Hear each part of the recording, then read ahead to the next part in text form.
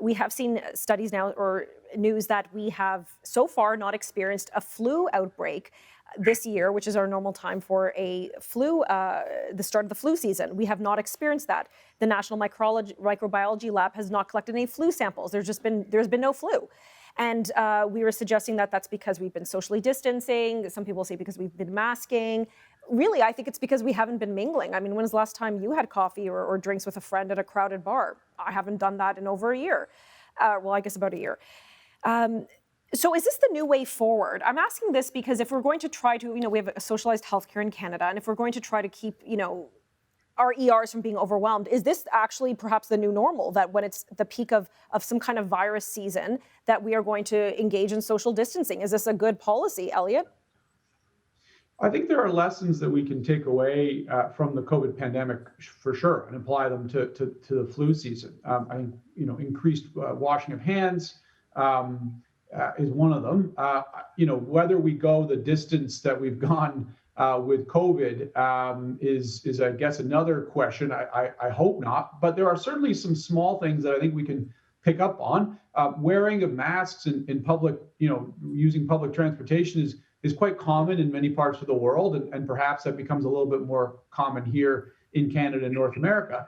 But certainly there's a few things I'm sure that we can pick up. I think a hand washing is probably the biggest takeaway that we can apply going forward.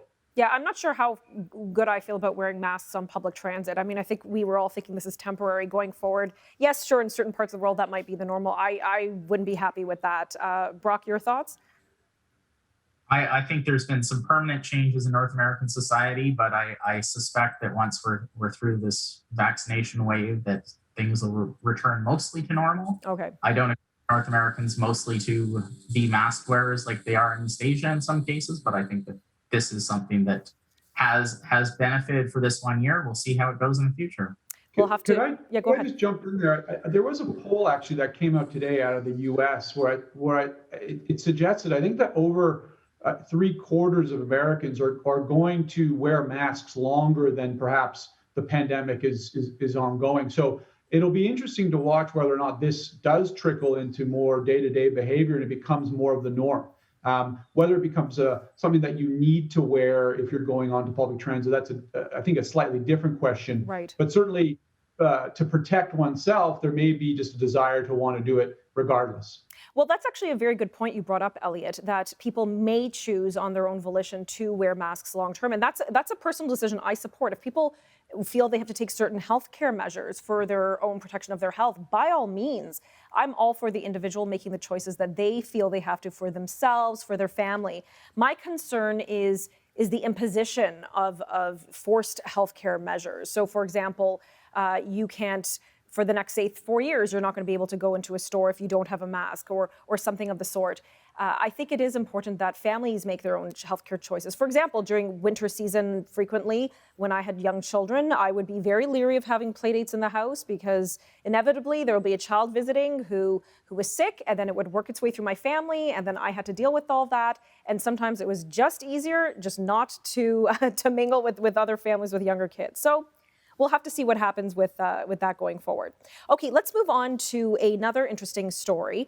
So for 20 years, there have been no changes to the Canadian Divorce Act. But finally, again, 20 years later, we finally have the first substantive amendments that have just come into place in March. And for now, including a few other things, judges, when they establish custody and take into consideration arrangements, they're going to take into consideration the prospect of violence, including a child's direct and indirect exposure to family violence, which I think is important. Brock, I'll let you have the first dibs on that. What do you think about these new amendments?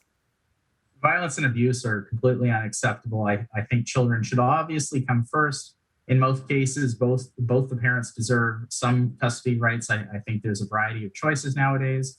It's not just a traditional primary parent custody. Right. I think each family has their own cases, but I think that with the case of violence and abuse, there should be zero tolerance.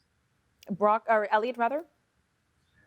Yeah, a lot of laws in Canada, including this one, were written decades ago, and times have changed, and laws need to be kept up to date. And so that evergreen process of going through them and adapting them and adapting to where society has changed is super important. So it's great to see that this is happening now, particularly for this such an important piece of legislation. And I think they've taken the right approach here, which is a child-centric approach to making sure that they get this right going forward.